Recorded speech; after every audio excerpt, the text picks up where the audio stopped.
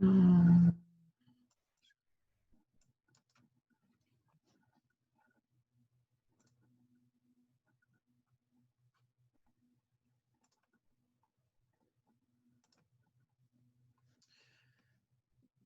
Alrighty, welcome everyone. It's been an interesting morning. I'm sure some of y'all have seen that Zoom has had some issues.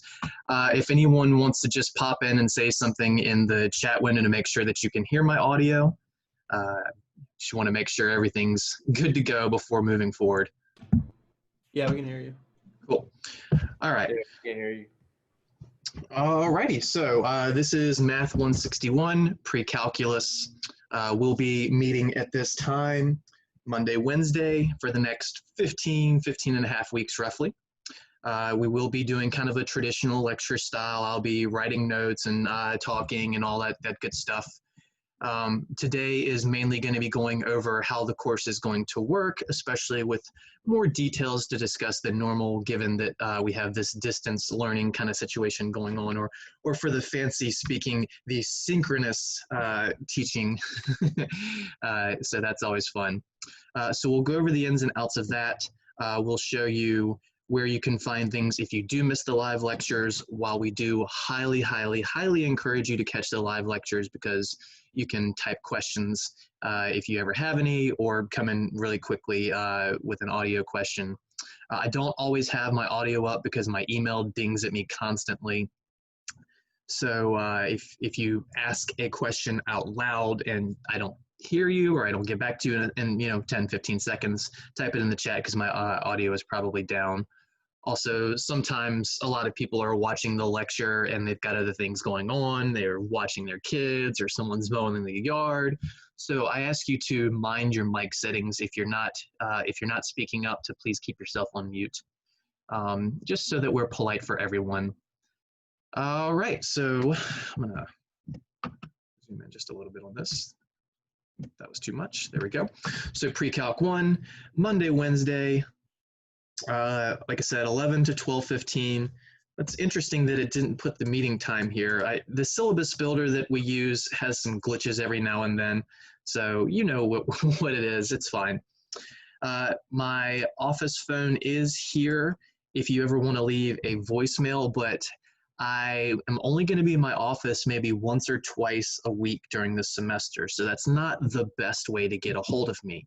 It's fine if it's not a rush, but honestly, the best way for you to get a hold of me outside of class is absolutely my email address, rbeckner@tcc.edu, to which you should have received one email from me already, unless you are the one student who signed up for classes this morning, which is fine.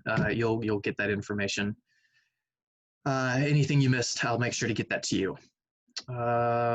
Office location, again, not really going to be there a lot. I don't plan on doing any in-person office hours given the situation that we're dealing with this semester. So office hours TBD. This is kind of an appointment-based situation for now. Also, I wasn't sure about the 5 classes I was teaching. They were telling me that 1 or 2 of them were going to change. They ultimately didn't, but I couldn't schedule my office hours without knowing these things. So that schedule will be in the pipeline very shortly.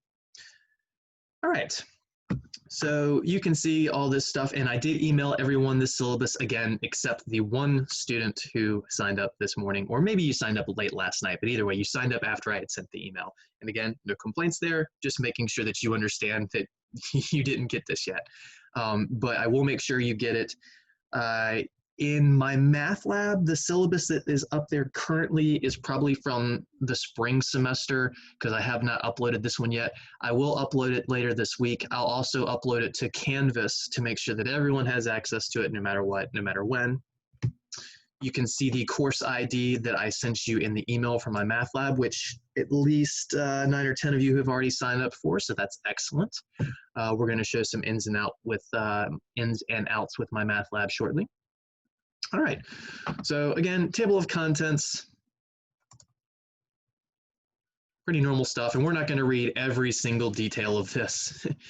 Required course texts, you do not have to own the physical textbook. This is the digital age, and almost all of our textbooks in this department are digitally available. I know not all departments can say that. And it gives us a little bit of a price break when you're buying new. If you're buying used, maybe not so much, unfortunately, but at least it does cut down the new prices significantly. Also, if you don't like carrying a heavy textbook around, it also helps there. So again, while you do not have to own the physical textbook, you do have to purchase the Mymathlab Access Kit. And I edited this and it didn't save. That says WebAssign. That should really say Mymathlab. So please make sure you're not buying a WebAssign kit. If you're going to Barnes & Noble or looking it up online, it won't say WebAssign. It should say Mymathlab. So sorry about that small little typo. It might have that typo somewhere else. A graphing calculator. So again, do you have to own a physical graphing calculator given the nature of this course? Arguable, because you can download a TI-83 app on the internet for free. If you just Google free TI-83 app, I bet you come across it very, very quickly. It's the one that you'll be seeing me use throughout this semester, in fact. Come on. Why is it not minimizing? Technology is always fun. Here it is, virtual TI-83. And there's my TI-83. I have a physical one as well, but obviously for y'all, you'll be seeing my digital one throughout the semester.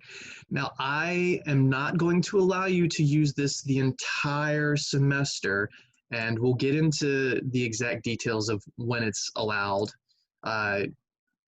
as the semester progresses. I'll go ahead and mention that historically what I've done is the first 2 tests worth of material, I say no calculator, but then for test 3, test 4, and the final exam for the second half of the semester's material, I allow it.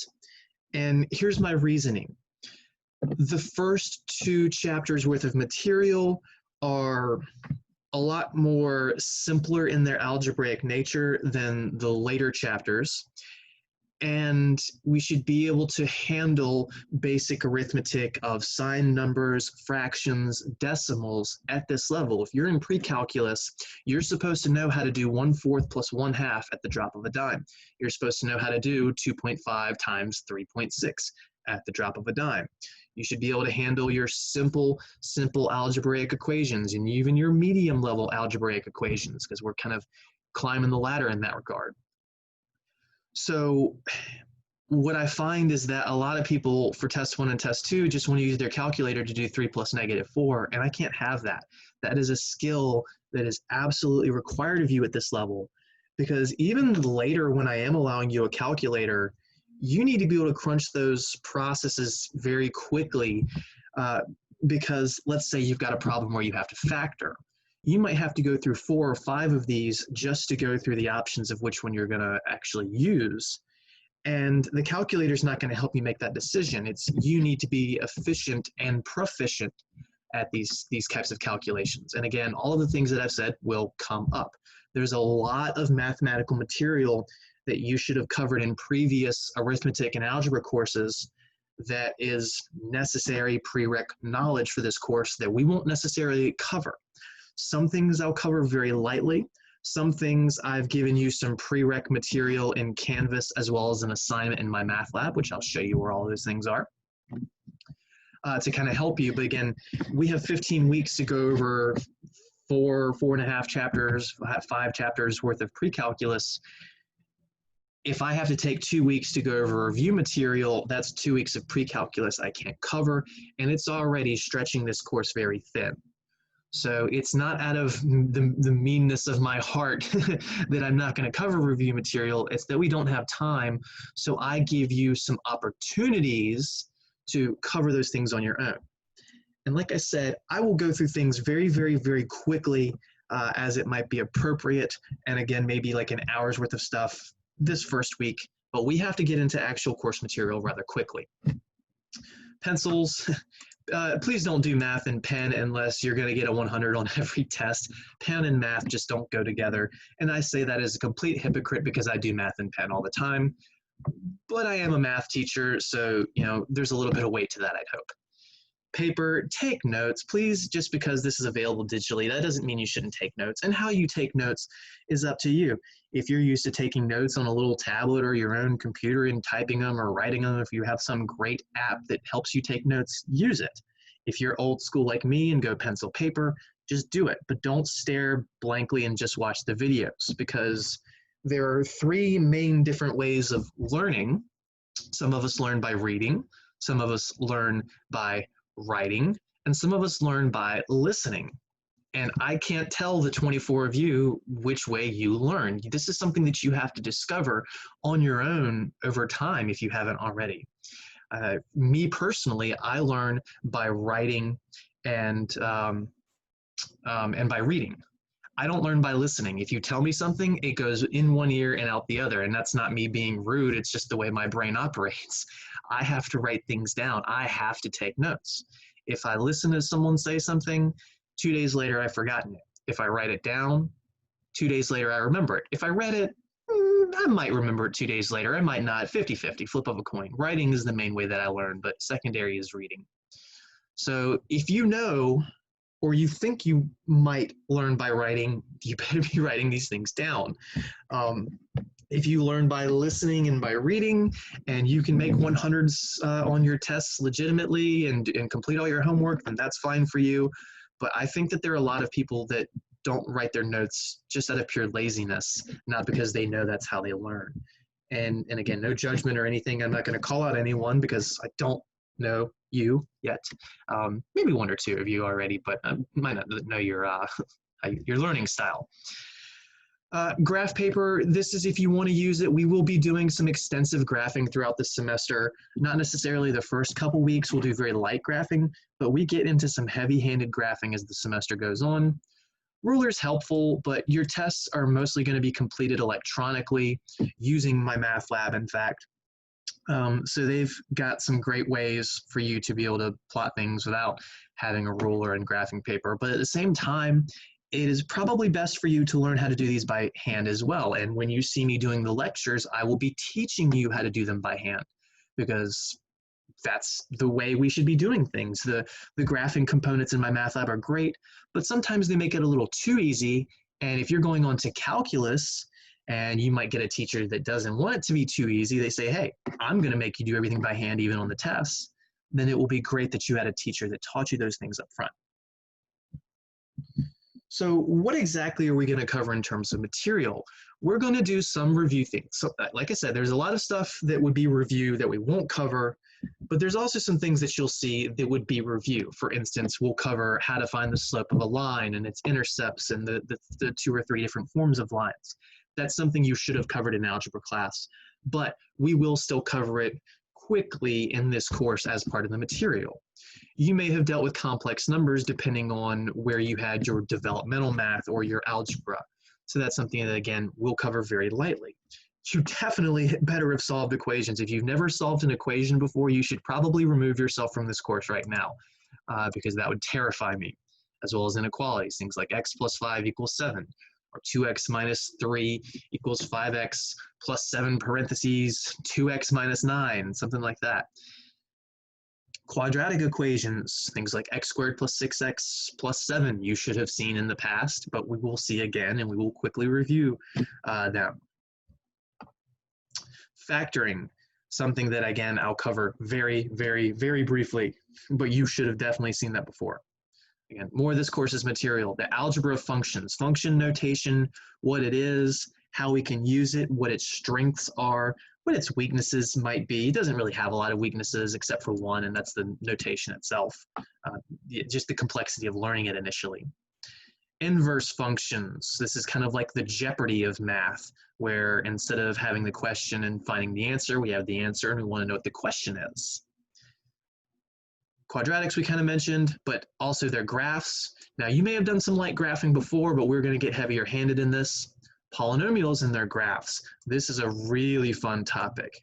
Rational functions and their graphs. It doesn't say in their graphs, but we're going to be graphing them as well. We graph all this stuff. Exponentials, logs, and their graphs. Systems of equations if we have time.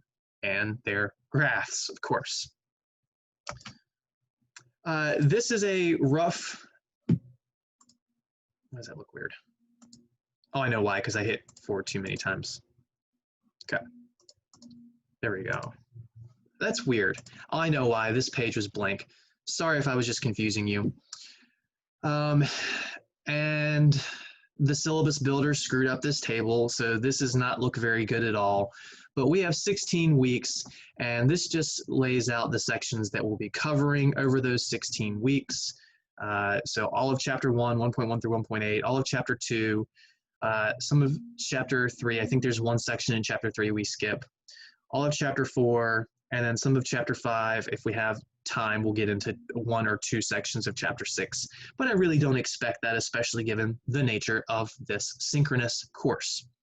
So again, I apologize for this table being terrible. Again, just use it more as a reference for what sections we're covering over time.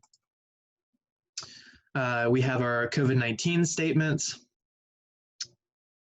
So make sure that you comply with every COVID-19 issue, as well as your professor will do so. For instance, we would normally take attendance at every class in TCC in person. I don't necessarily take attendance for who shows up to these online lectures because you might not have access to the internet that day. Your internet may be down at your house, or maybe you don't have internet and you're going somewhere else. Maybe you're sitting outside of the Portsmouth campus in the parking lot right now next to a building to watch this video. Maybe these times have caused your schedule to shift at some point in the semester, and you were able to watch this class at first, and then all of a sudden you're not able to. So the good thing is I will, as already stated a couple of times, I will be recording these lectures as long as Zoom behaves. And I laugh there because I have had 2 instances since March where Zoom did not record my class. That was fun, and hopefully that's not going to be an issue. That's me knocking on wood. You got to take things lightheartedly in this world. If you take everything too serious, all you're going to do is have anxiety, panic attacks, stress, and ulcers. So I try and avoid that as much as possible. If you went to the Canvas course to find that link for this to get to the live lecture, that is exactly where the recorded lectures will go as well. So let's show you that. If it's still open. All right, so here's the inside of our Canvas course. And sometimes these things rearrange on their own. I've seen the Tidewater important information fall 2020, this thing just be taken to the top all of a sudden, just randomly. It's not me, it's Canvas just deciding that one thing is more important than another. But don't worry, everything will still be there. And you may have just seen some things that you won't have. So let's put it in student view, in fact, so I won't give away all my secrets. It's just some reviews and materials for later, notes, and this might have been a bad idea. The first day wonders, it's always awesome. Okay, well anyways, before I did something silly, here we go. It's just taking a minute. So lecture videos, at the top will always be the live lecture link. That will always be at the top. And as we go through lectures, so at the end of our class, later today, I do have a class immediately after this one, so I won't have time to upload it until sometime between 2 and 5 o'clock each day. But after I upload it to YouTube, wait for everything to convert, then I'll go into this and I will post a link below. So you'll have, what's the date, the 24th? So it would say 8/24 lecture, course discussion, or if we were, let's say we were covering 1.3, 8/26 lecture 1.3, blah, blah, blah, blah, blah. And that link will be available all semester. You can watch it 50, 60 times. The good thing about YouTube is they have a little setting where you can actually slow down things. So there are some people that think I talk or go too fast. And that might be the case, but I have to cram a ton of material in an hour and 15 minutes, so I don't really see any other way to go slower. Maybe a little bit less rants every now and then. I don't do too much ranting, but everyone can rant. Like right now, technically a rant. So anyways, if you find that I'm talking too fast, put it on 75% speed or put it on 50% speed, and maybe it'll be a little more your pace. with the replays. If you miss something, you can rewind without actually having to literally hit a rewind button. So those are great. I want to see those YouTube counts climbing. I'm not making any money off of it. I just want to see it climb. I want to know that my students are watching it. Now, if every day, I've got 23 of my 24 students right now, so if that happens every day, then maybe my YouTube counts don't climb. But if I start seeing, like last semester, less people participating live, then I want to see that YouTube count climb. So again, I'm not going to take attendance just based on who shows up. You probably can't see this right now, but I hit a participation window and I can scroll through all the names, and everybody actually named themselves perfectly, so that's great. Last semester I saw some weird names. Not weird as in like offensive or anything, just it looked odd, like cell phone numbers and things like that. All right, the next bit that you will see below the live lectures. Also, again, attendance, what I can use for attendance is, are you completing your homework? If I see your name live or if I see you catching up on the homework, then that's fine. And we'll talk about attendance soon.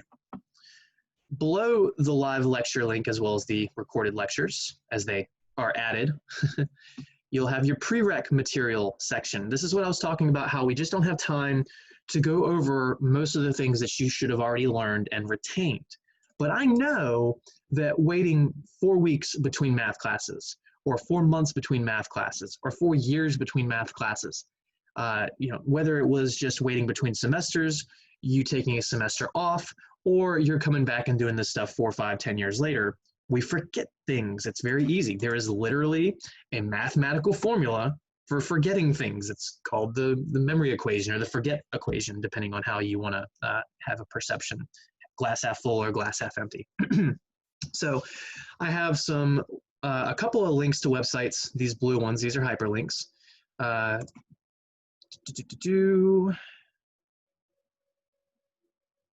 going to regret clicking that and not opening it in a new window.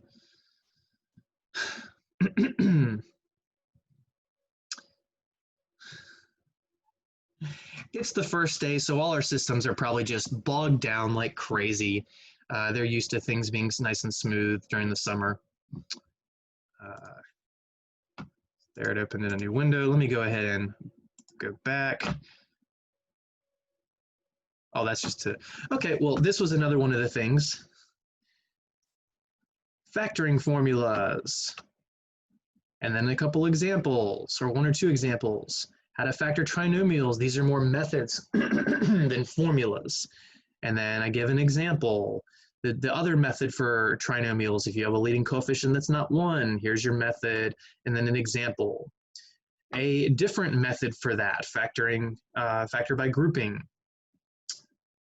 kind of goes in line with that. There's also the trial and error method, which I don't really list out because it's literally just trying all the different options and seeing if you can find the one that works. Here's that website link that finally loaded. Factor by grouping. This kind of looks like something that was just on that page of notes, but they actually give you examples. You can practice.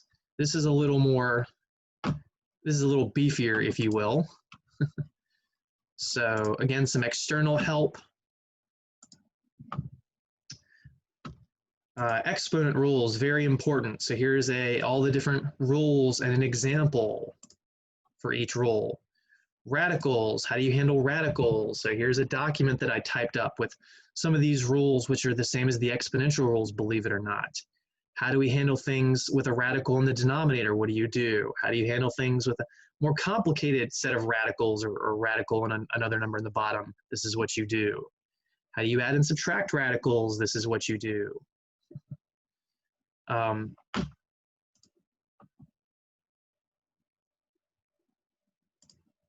Come on. Rationals, these are big, ugly fractions that terrify a lot of people. But we'll be using them extensively throughout the semester. Important note, can't ever let a denominator be 0. That issue is going to come out several times throughout the semester. How do you simplify one? Factor and reduce. How do you multiply or divide? Basically the same thing. How do you add or subtract? How do you solve equations involving them?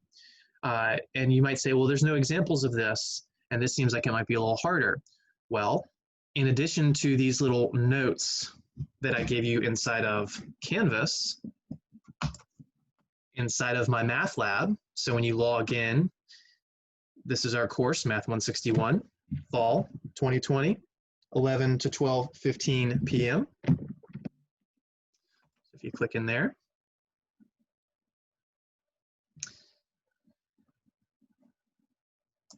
someone asked a question. My screen wasn't showing anything, so I had to sign out then. Okay, cool. Well, thank you for taking care of that. Hopefully you can see everything now.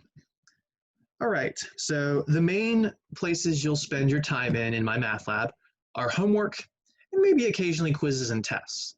Now, if you see any quizzes in there, admittedly, I have not built those. They are not part of your grade, but the tests that will be given throughout the semester will go in there. So if you just look in this tab, they might have a few like readiness checks and just all these things that I did not build at all. Mymathlab did that. So you're more than welcome to try them out, but these are not graded. They are not graded. They are not graded. And homework is mainly where we'll spend our time. So this section right here, Prereq Material, is, guess what?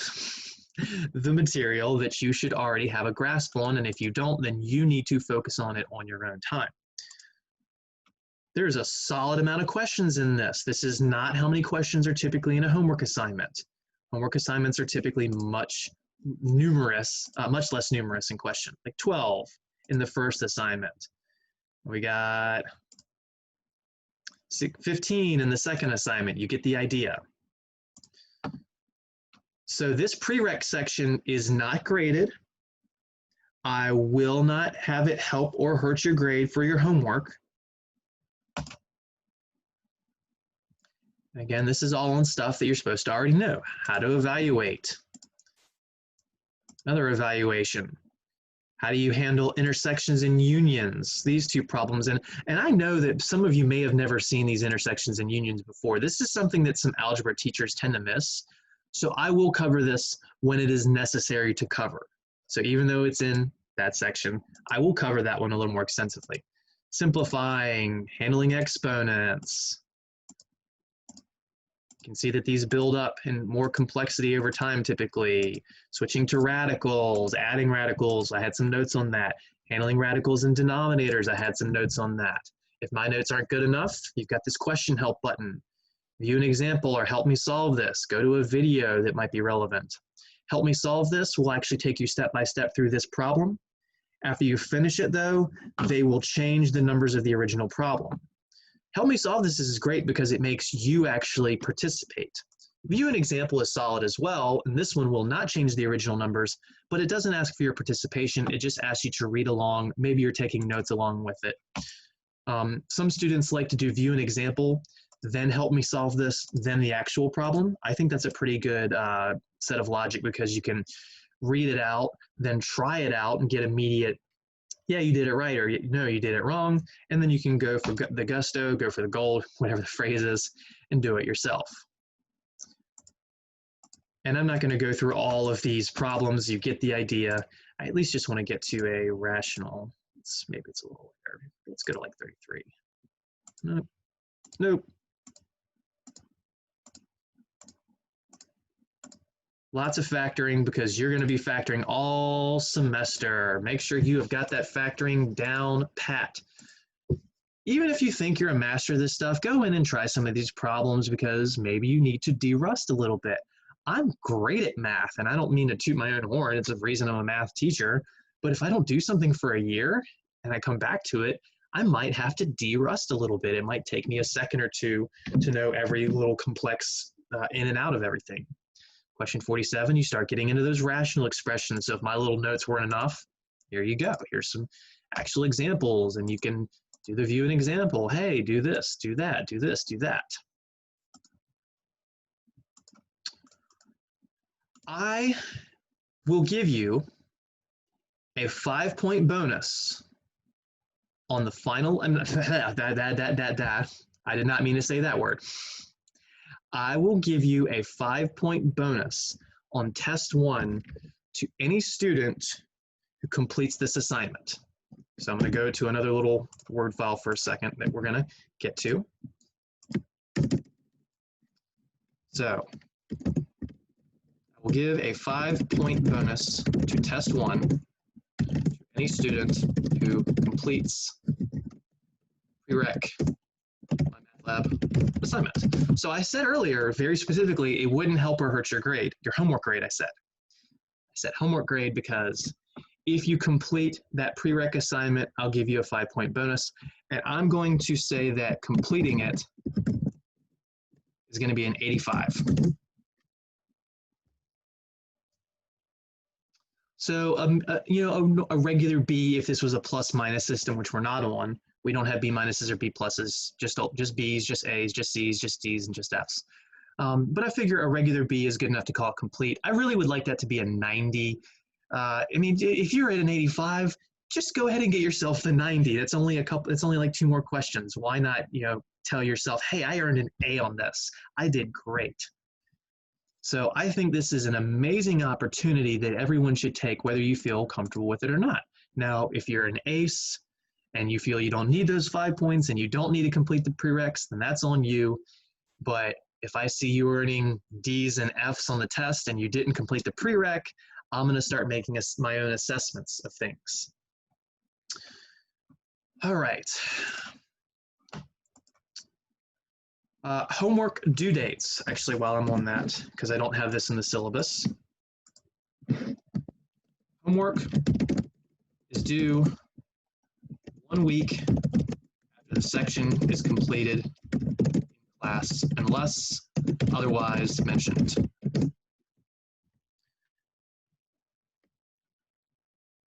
So I don't have to say a homework is due on this date. I don't have to because I just gave you this absolute blanket statement, unless I make an exception. Write this down. Hey, Mr. Beckner, when's the homework for 3.2 due? Well, what day did we finish the section in class? Add 7 days to that. That's when it's due. I would really suggest complete before the next class, though. If we were doing in-person classes with Pre-Calc 1, that's how I would do it. I would say, you've got to have your homework done by the next class day. Why do I suggest that you complete it before next class and yet only require you to complete it a week later? Well, again, we have this COVID-19 thing going on, so you might not have a situation where you had time to get to a place with internet to get your homework done. But be responsible, take your own destiny into your control, whatever you want to say. Because here's the thing, if I cover 3.2 on Monday and we finish it, 3.3 probably uses some of the stuff that we were doing in 3.2. And if you haven't practiced it yet, you might not understand some of the things I'm talking about in 3.3, and that puts you further behind. And that's an effect that compounds throughout the semester. So by the time, if you're behind in 1.3, you're further behind when we're in 1.8, and you're further behind when we're in 2.6, and then you're 2 chapters behind when we're in chapter 4 in terms of understanding of the material. So I will not allow homework to be worked on past that 1 week deadline or whatever deadline I assign if there is an exception to that. For instance, at the end of the semester, the chapter 4 homeworks, that last 1 or 2 I might have to say is due next class because the next class is the last class, something like that. Or maybe we miss a day or I'm sick or something, and then that might change. So again, while I do typically say that a homework is due a week later each time in class, if I don't say it, you are supposed to understand that homework is due when? 1 week later. And I always say that a section's finished. Your homework grades. Mymathlab isn't perfect. Sometimes you might put that the answer is 2.1 and it's supposed to be 2.05 and it marks you wrong. Now, if this was some big word problem with an application and 10 steps, if you answered 2.1 and the answer was 2.05, it sounds like all you did was put in the wrong number of decimal places. You rounded. That kind of sucks that you get 0 credit for that, right? And I agree. Guess what? I went through this in college. Actually, not with any math classes. It was my physics class. We used WebAssign, and I won't say my opinion out loud on a recorded video of that at the time, but you can probably imagine what it was. And with physics, it was brutal because of of things that we don't need to talk about. So, maybe that situation happens to you with the same problem 5, 6 times and you get frustrated and you just go, I'm not doing this problem. I understand that this is silly. If that happens once or twice, that's not a big deal. Or maybe it's just there's a problem that's so complex and maybe shouldn't even be in the homework set that no one's getting it. So I don't want to dock everyone for that. So my curve, if you will, or my extra credit, if you will, is any homework that is a 90% or higher will be changed to a 100% in my gradebook. That will not be reflected in Mymathlab. I cannot possibly do that for every single student for every single assignment. That's all I would do all semester. I wouldn't have a life. So what I do is I take all of your grades and I put them in an Excel file. I write a quick little if-then statement, and it says if you have a 90, it turns into a 100.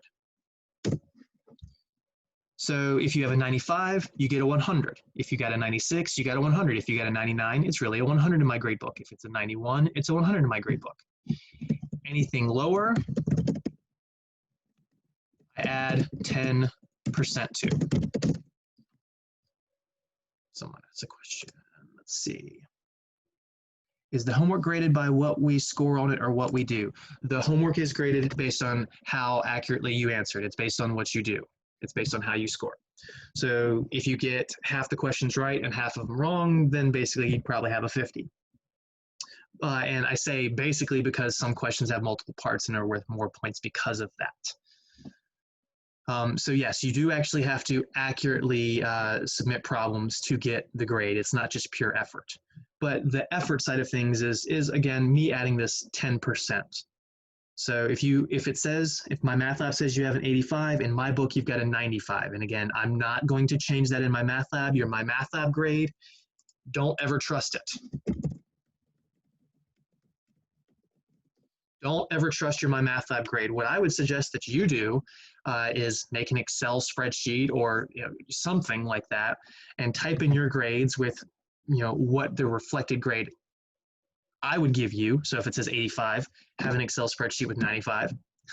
Then your next one, if it's a 79, write 89. The next one's a 92, write 100. And then just average them, add them up, and divide by the number of grades you have. The reason you can't trust your Mymathlab grade is any assignment that you don't do and is past due will count as a 0 in my grade book, and Mymathlab doesn't.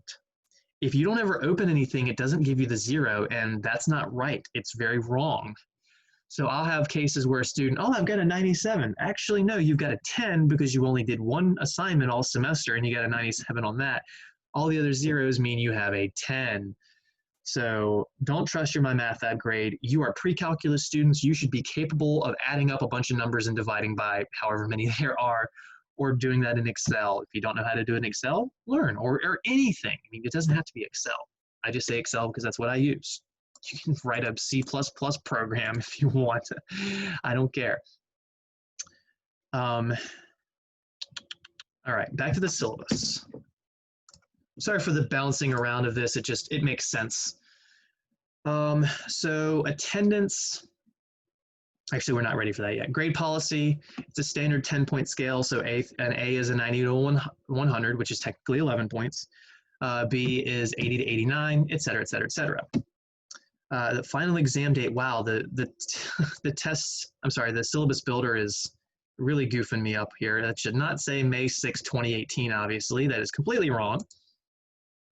Our final exam date is something like December 12th or 13th, somewhere in that ballpark. You'll know.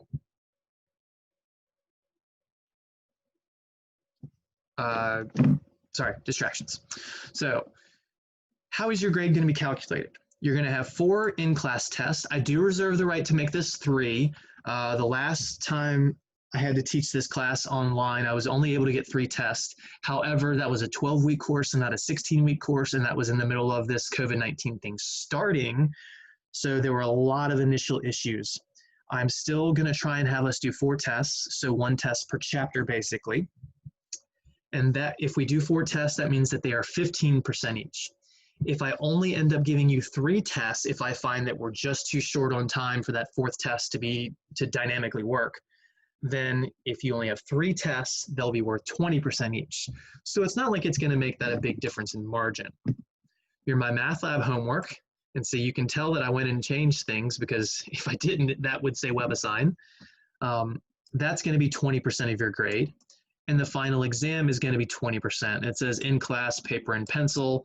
The in-class aspect is obviously not going to happen. The paper and pencil side of things is still going to happen with all your tests, and I'll explain that in a little bit. Actually, let me go ahead and explain it. So how do you do a paper pencil test in Mymathlab? Well, here's how. Let's pretend this is your test. So it's test 1 time, you go in and you take your test. Section 1.4, this is our test. You'll have a time limit of 2 hours, probably, and it'll be in the ballpark of 20 questions. And you go through, the imaginary unit is defined as this, where I squared is this, right? And you won't have the final check button when you're taking a test. You just have to go through the questions. And at the very end, when you submit, it'll give you your grade. So you can't show your work in Mymathlab, obviously. Someone's asking a question. You get a chance to make corrections, or we just get the grade we get? How do you sign up for Mymathlab? I will go over the instructions to sign up for Mymathlab soon. And will there be a chance to make corrections, or do we just get the grade? So it's a perfect question. So let's do that. Let's go back to this one. Imaginary unit is defined as this. Now, normally you get 3 attempts, but on something with a drop-down menu, it's just going to give you 1 attempt. And it says, oh, well, you did it wrong. You got to try again button. And this one doesn't change any numbers. The imaginary unit I is the square root of -1. I squared, well, let's say it's 0. So this is me burning through my 3 checks. It feels a regular question, and it tells me I'm wrong. Try again. So right now I've got a red X for the question. But if I actually answer it right, that it's the square root of -1 and the -1, final check. Good job. We move on to the next question. And you can see that I have permanently earned a green check for that question, and my grade is permanently reflected. So you have as many attempts on a homework problem as necessary. The Mymathlab code can be purchased directly from the bookstore, or you can buy it online. So let's do this. Let me pull up another web browser, since that's what everyone is interested in right now. Or maybe it was just the same person asking a question again. Microsoft Edge. This is literally the first time I've used it. No, I don't want that to be my default browser. So you'll go to mymathlab.com. You'll register now as a student. Don't care. You'll click OK, register now. You will enter that course ID, which was Beckner, and then the other 5 numbers, which were at the beginning of the syllabus. They were also in the email I sent, 12149. Continue. If you already have a Mymathlab account, you can then sign in with your username and password, and that will link your account. If you do not, you will have to create one. So at this page, you'll enter, I'm going to say please use your TCC email address, but at the same time, if you're not checking that email address regularly, which you are supposed to be checking it every single day as a TCC student, Monday through Friday, if you just know you're always going to check your Gmail address instead, then use your Gmail. Please make sure that it's correct. It's going to be something like J Davis 00012 maybe at email.vccs.edu. This is what your student accounts look like. Please get it right, because if you don't, you might get locked out of your account. Correct. All of our work will be done through Mymathlab. Canvas will be used very, very briefly for one detail on the test that we'll circle back to after this. You can make up your own username, or you can have it be your email. Make sure you enter a password, re-enter it. Please write down the username and password that you have. I cannot get you that, and you don't want to have to deal with their tech support. Again, please triple check to make sure that your email address is correct at email.vccs.edu if you're using your standard TCC account. Security question, agree to the terms of use. Click this if it applies, click this if it applies. I think someone has their mic on. Please mute so we don't have to hear whatever's dinging. Sounds like chips eating, I don't know. So unfortunately, I can't go back to this page.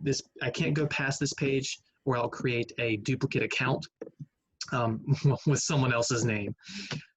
So here's what the next page looks like.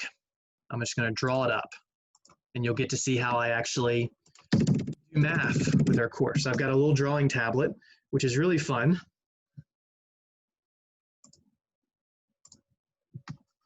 That's not working. This is great. Maybe if I unplug it and replug it.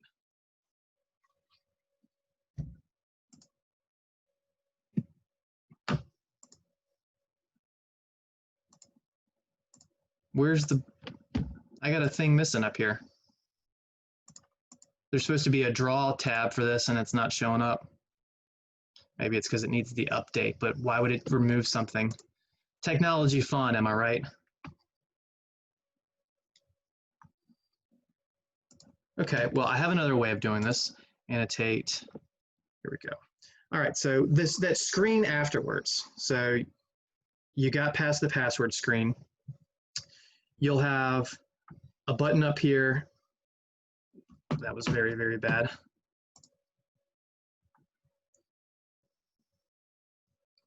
That'll say use your code. So if you've already purchased that access kit, you'll click that and enter the 25 or whatever characters it is. To the right of that will be a button that says buy code. So if you don't want to buy it through the bookstore, then as long as you have a credit card or a debit card or a card with funds on it, whatever, then you can buy it directly through the website. If you are using financial aid to purchase textbook materials, I know a year or two ago they recommended students to buy through Barnes & Noble directly and not to do it this way. I don't know if that's changed, so I don't want to tell you which way to do things. If you're using financial aid, again, in the past, we told our students to go through Barnes & Noble. Someone mentioned that this is $75, which is a great price. I believe in the bookstore, it was $93.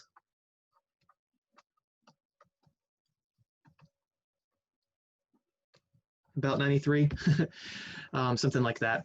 So if you don't have your code yet, if you aren't able to buy it online, here's what you do. Down at the bottom, there'll be a little blue hyperlink that says blah, blah, blah, 14-day free trial.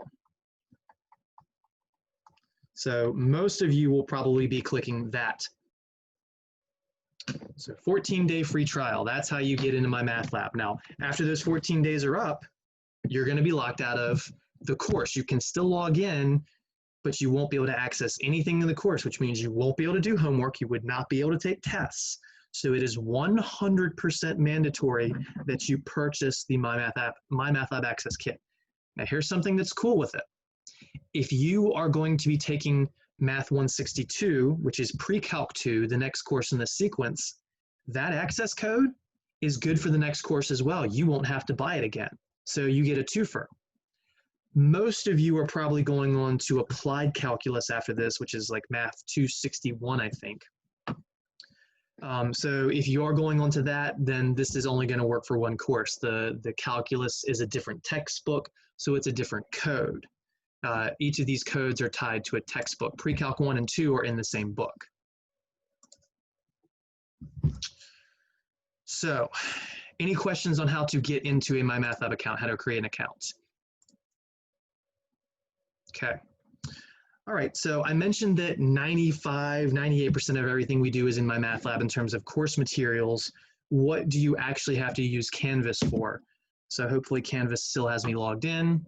And this is why I don't like using that annotate feature, because when I go to other pages, it all stays on the screen, and I can't just erase part of it.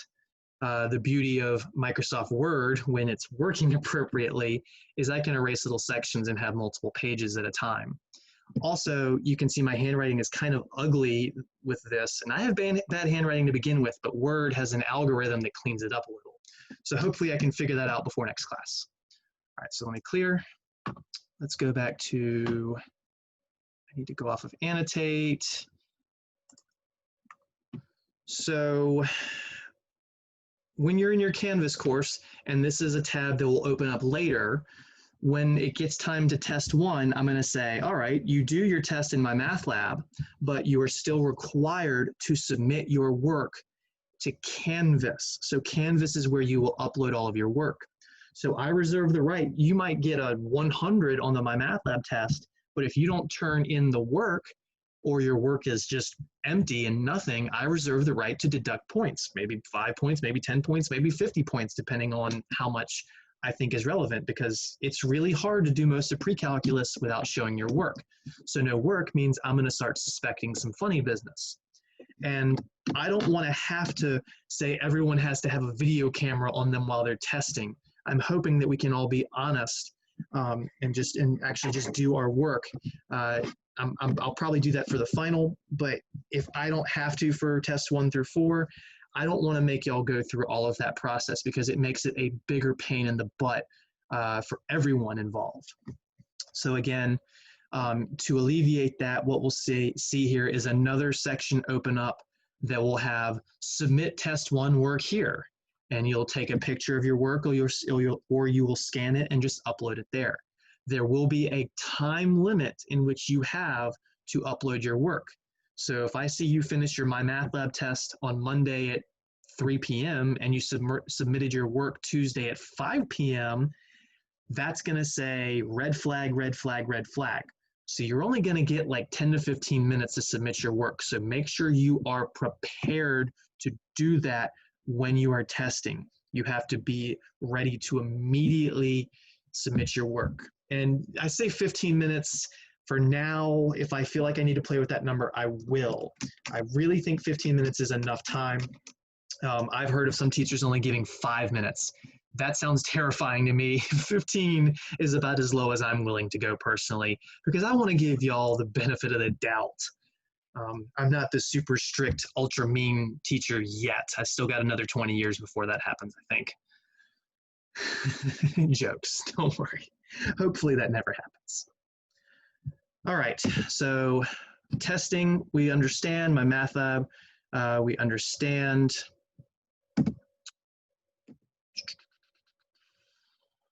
Syllabus, back to where we were. We talked about grading. Makeup work, there is no makeup work unless you have doctor's notes. If you've got COVID-19 or the flu or something like that, and not just doctor's notes, if you've got something else on like a funeral, someone in your family member, a family member passes, or you have to go to Canada because your job sends you there. There are extenuating circumstances, of course, but just traditionally, no late work, no makeup work, test days or test days, that kind of thing. So please make sure that you're submitting the Mymathlab homework on time, that you will be locked out of working on them afterwards. Final grades, please don't ever email me and ask your grade. I will not communicate that online, as it is not a secure form of communication. Final grades, just the A, B, C, D, or F will go into SIS. When you take your test, you'll see your grade posted in Mymathlab. If I have to make any adjustments, I will reflect that grade in Mymathlab. And I mentioned earlier that I might take away points for you not doing your work, but on the other side of things is maybe you do a question, maybe there's 10 steps and Mymathlab says it's wrong and it gives you no points, but you email me and say, hey, Mr. Beckner, on test 1, question 5, I got this wrong, but my work looks pretty solid. Can you look over it? And then I'll go to it and I'll look at it. I will not default to just looking at everyone's work for partial credit. If you feel you deserve partial credit on something, you need to bring that to my attention. But once you do, I will happily look at it, and quite often students earn some extra points for that. I generally can't offer a ton of points, but I'll offer what I can. Course communication. Sometimes I'll send messages through Mymathlab directly, but typically I just email everyone to their VCCS account. So please, again, make sure you're checking that every business day. As do I. I check my email every business day. I don't always check it on the weekend because I don't always have access to the internet on the weekend. Sometimes I'm in the middle of nowhere. I have T-Mobile, so the middle of nowhere can just be like 40 minutes outside of Hampton Roads. It's kind of a joke, but it's cheap. So I don't always get back over the weekends, but Monday through Friday, I'll get back to you within 24 hours. Attendance, like I said, we've kind of got a loose attendance policy here. It's traditionally supposed to be if you miss more than 4 days, I withdraw you.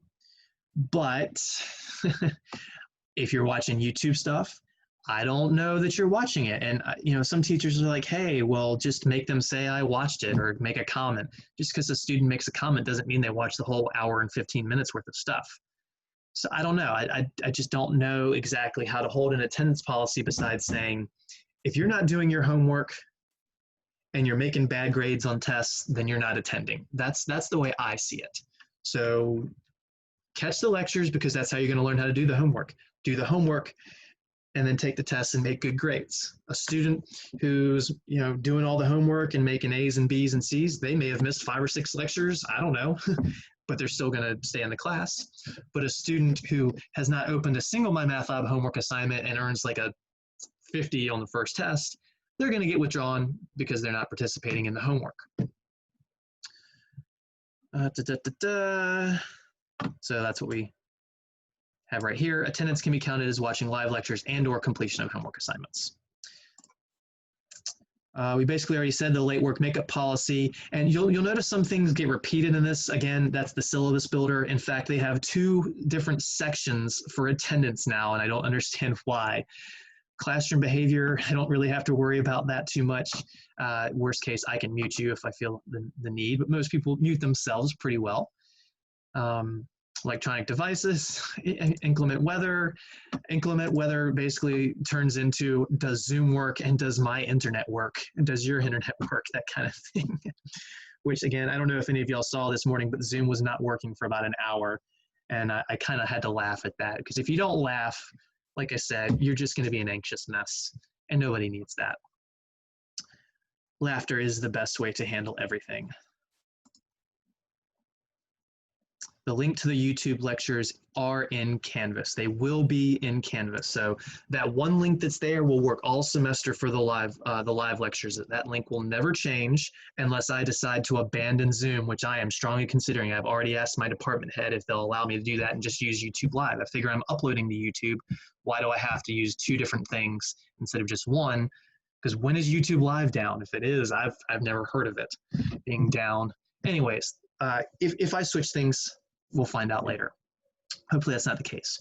But again, the live one will always be at the top, and then any recorded lectures will just be below that, and they'll have the appropriate dates and sections covered on them. So yes, they will always be in Canvas. I will not email you the links to recorded videos ever. Sign up for TCC alerts. If you have not, you'll get texts and emails. My favorite story that I'll tell very quickly, many years ago, I had an 8 a.m. class at another campus. It was normally like a 30-minute drive, 45 minutes if there was bad traffic on 64. Well, it snowed overnight in that morning. And when I woke up, the campus had not been closed yet. TCC had not been closed. And when I left for work, TCC had not been closed. But apparently, sometime on my hour and 30-minute long drive, TCC closed finally. And I get to campus and it's a desert town. And some words may have escaped my mouth that I won't repeat on a recorded video. And the first thing I did when I got home was I signed up for TCC alerts because then at least my phone would have buzzed while I was driving. I could have pulled over and read the text message real quickly and said, ooh, I get to turn around. TCC alerts, it's awesome. Please sign up. Withdrawal policy, the 60% deadline is October 29th. If you withdraw after that, I cannot control your grade without explicit documentation like you're moving to Canada or you're giving birth in a week or something like that. They have to be very extenuating circumstances to not get an F after that point. Please withdraw yourself if you're gonna exit this course. There are complications to the teachers having to withdraw students, especially if you're enrolled in the MDE 61 course. So again, if you just think you're not going to be able to handle this, if it's before that date, withdraw yourself to make it easier on both you, me, and the people in the offices of TCC. The deadline to drop for tuition refund is September 9th. All right. But again, if you have something crazy going on, you might be able to get a W after the W date, but it's rare. You have to have the right situation. Academic integrity, your homework needs to be your own work. Your tests need to be your own work. As I said, I'm trying to avoid having to make you all record taking your tests, but if I think that things are looking fishy, I'll start doing that. Plagiarism basically falls in the same thing. Any kind of suspect work, I reserve the right to give you a 0 on. We can take it up with counseling, student services, not counseling, I said the wrong thing, student services. Educational accessibility, formerly known as disability services. So if you have any paperwork, you can email that to me and I'll sign it and accommodate you in any way, shape, or form. If it has anything to do with a test, please remind me when that test date approaches because I don't want to not accommodate you. I will absolutely accommodate you in every single way that those forms say. I know people at other colleges, and I won't name names, but they are not, some of those teachers are not so nice with their accessibility, I guess is the word. You know, it might say, hey, this student gets double test time and the teacher doesn't do it. They choose not to. They tell them they won't do it. And that's not how I play things. I do like it tells me. So, you know, if you're supposed to record your lectures, well, you don't even have to worry about that. I'm doing it for you. How perfect is that? And all the other things that it might offer. This has to be through TCC. If you have private paperwork, I can't do anything about it. You need to go through them and have them handle it and get their specific form, which I'm sure they won't give you any trouble with. Emergency procedures, we're not going to be on campus at all, so this is mostly a non-issue. Just do whatever you have to stay safe if there's any hurricanes this season, or if we get some crazy snowstorm in like 3 weeks because it's 2020, who knows what's going to happen next. We got 2 hurricanes coming in at once into New Orleans, right? It's been a fun year. Library and tutoring services are available this semester. I do not have the link for the tutoring services Zoom account yet. I do not have it, if I did not say that correctly. I do not have that link yet. I need to request it from Johnny Davis, who runs that. Hold on, water break.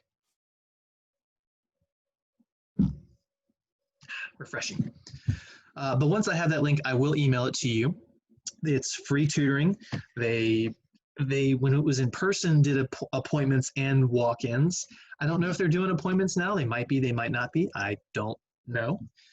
That's more information I need to find out. It's been a very weird start of a semester, so we're kind of lagging on some bits of information, but I think it's safe to say that's expected.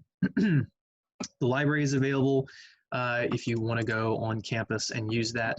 Please follow all safety guidelines, of course. You have to wear a mask. You'll have to, each building only has 1 entrance. You have to sign in, those kind of things. Important websites. Just normal stuff. That's weird they have that there at the end of the document. Why did it put that? Optional course information. The syllabus builder confuses me. These syllabi used to be 2 pages long and now they're 13, 14 pages long, and most of it's just bloated information, but it is what it is. So that's your syllabus. If anyone has any questions on the syllabus, speak in the next 60 seconds or type in the next 60 seconds. Otherwise, with our remaining 10 minutes, just want to talk about a couple other things. I have a question. It's about discussion boards. You said they're required. Do we do those over Canvas? Thank you for bringing that up. So yes, I will have a discussion board set up in Canvas. So let's see if it'll link. And typically what I just do for this, and I say required, the term required there is in case I feel the need to later, but for now, I don't actually require it, if you understand what I'm saying there. It's more of a, hey, let's help each other out, and if no one ever does anything, then maybe I'll require it and just say it's worth like 1 point of your homework or something. And for some reason, the chapter 1 discussion is not up there. But yeah, just have like a, hey, any questions about chapter 2 material, you can post in here. Another student can respond. I can come in and respond if I feel necessary. But yeah, they're in Canvas. Thank you for asking that. All right. So do not trust your MyMathLab grade. A few pointers, and this first line right here is not just true for this course, this is true for any college course. And I used to ask this question, and more than half my students would raise their hand 10 years ago. And now when I ask this question, the last 2 semesters where I was in person, I literally had 0 students raise their hand for this. The question being, for each credit of a course you take during a regular 15-week semester, how many hours a week are you supposed to study? And the answer is 2 to 3. So for every 1 hour you're in a class, you're supposed to be studying 2 to 3 hours that week. Again, for a 15-week semester, for summer and 10 weeks, it's different. If you're taking a 12-week course, it's different, but that's not our issue. So this is a 3-credit course, which means we're meeting together almost 3 hours each week, which means you should be studying 6 or more hours a week for this course alone. Now, studying, doing homework, any of that stuff. Now, maybe 6 hours isn't enough for you. Maybe you need 7 or 8 or 9, because some people, they say 2 to 3 per credit. Some people are really good at a subject and will say, I only need to work 1 hour per week for each credit outside of class. And maybe you're a history buff, and that's true for your history class. But if you're not so hot at math, maybe some of that history time needs to be allotted for the math time instead. And I imagine that's the case for a decent amount of people, because math is challenging. If I asked everyone in this class how many of you actually like math and are great at math, probably less than half of you would say me. We already talked about taking good notes. Watch the lectures, rewatch the lectures, do the homework, do the homework, do the homework. It's 20% of your grade. You can't learn math without doing homework. I mean, it's critical, and I don't even give you that many problems for things. In fact, if you do a homework problem and you do all the ones like it and you still feel like it's not good enough, then you can redo problems. I don't remember exactly what it says, but there's a redo button, reattempt, something like that. You still get to keep your credit even if you do the next one wrong, so that's great. But it would give you more opportunities, because MyMathLab is going to generate different numbers each time you hit redo. Classic kind of high school issue. Don't come to me the last day of class or the day after finals or anything like that and say, I need extra credit. I don't ever really give extra credit. The extra credit that I've described is the 10 points to homework kind of thing, some partial credit on a test here and there. Don't miss tests.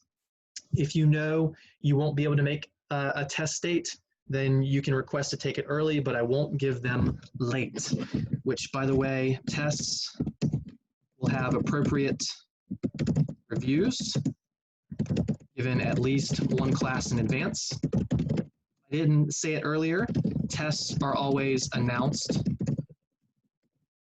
at least 1 week in advance. So it won't be like we come in Monday and I say test Wednesday and that's the first you ever heard of it.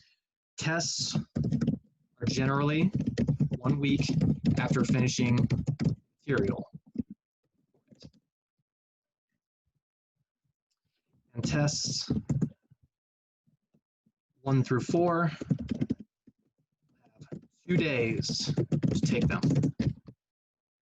So if this was a traditional class, we'd be testing in class on a Monday or a Wednesday, and we wouldn't have a lecture that day. Given the format that I can't make everyone take the test all at once, I just give you 2 days to complete it in MyMathLab. And again, those days would start a week after having finished the material. If you miss those 2 days, that's it. You missed the test. Again, unless you have doctor's notes, something like that, documentation, because I have to have that for someone else. It's not me necessarily requiring it, it's everyone has to have it. So you will get reviews for the tests. The tests will be announced in a timely manner. You'll have a decent amount of time to study material for the test. The only exception is that fourth test, I might have to break that generally rule, and the final exam only has 1 day to take it. Tests will generally be available at 12:01 a.m. and due at 11:59 p.m. So I might say, all right, we finished 1.8 today, so the chapter 1 test will be in a week. That means you'd have the Monday and Tuesday to complete it. Once Wednesday rolls through, then it would be done. Or maybe I give you Tuesday and Wednesday. It's probably gonna be Monday and Tuesday. We'll play that by ear as the semester progresses. But I don't wanna just say test 1 is this date, test 2 is this date, test 3 is this date, test 4 is this date. Because especially of the format of this class, there might be a class where I have 50% more questions than usual, so it takes me an extra half a day to finish a section. Or I might have several classes in a row where nobody asks anything, and I'm moving faster than normal through material. So I don't want to say test 1 is September 30th, and then it turns out it's October 7th for various reasons. I don't want to do that to you with changing dates. So that's why I like to kind of play it more by ear. That makes sense. Our Zoom meetings, same time and what days a week? Yes, so our class is Monday, Wednesday, 11 to 12:15. So that is when I will always do these Zoom recordings. There may be instances where I have to record ahead of time and just like put up the YouTube link and I can't record live. If that ever happens, I'll let you know in advance if I can. The biggest issue for me is I'm going through extensive physical therapy for a fall I had back in last fall. I did significant damage to several things in my arm, and the therapist I'm working with does not have a super loose schedule. So if that person is only available at 11:30 on a Monday, I have to take that appointment. I do my best to avoid that. But if I can't, what that means is I'll record it ahead of time as long as I have the ability, and then the lecture would just be posted to YouTube immediately, and you could even watch it early if possible. But yes, under normal circumstances, we will be, quote, meeting at 11 a.m. Monday and Wednesday each week. And I think that's about all we can do for now. So please enroll in Mymathlab. I did say in that email that you must enroll before Wednesday's class.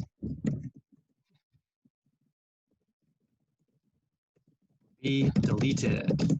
Deleted means you were never here, you didn't exist in Math 161.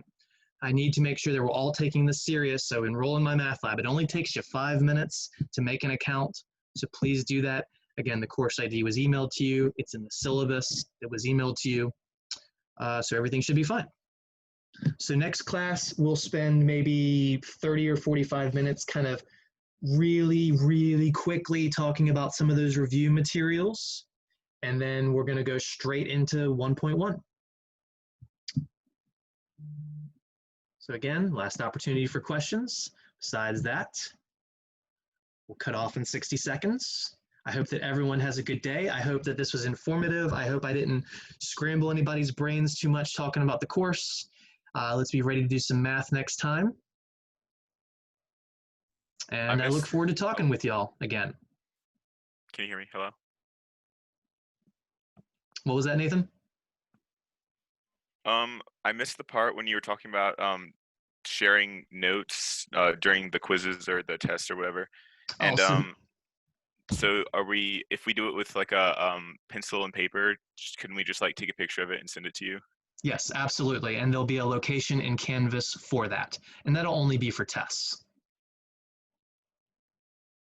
So once we get to test 1, you'll see that section pop up in Canvas, but I have it hidden for now because I don't want too much up there all at once. And yeah, and if you're doing your work for tests electronically, if you've got like a tablet that you're using for it, you could just take pictures of that or screenshot it, however you want to do. There's all sorts of technology and all sorts of ways you can do things. As long as I get that information and make sure that I can read everything. If you send me a picture with and it looks like that, and I can't zoom in and have it be legible, that's not gonna play out. I'm gonna ask you to resubmit that to me. So please make sure that the files you submit are good. All right. Thank you all for hanging out the whole time. I hope you look forward to this in some way. I hope that we're able to make the most out of this semester that we can. The biggest and most important issue is that the math that we cover in this course, you get a grasp on and understand, because if you're going on to Pre-Calc 2 or to Calculus after this, you will be using some of the things that we do in there. Not everything, but a lot of the stuff for sure. All right. Have a good day. Email me with any questions. We'll see you Wednesday morning. Take care.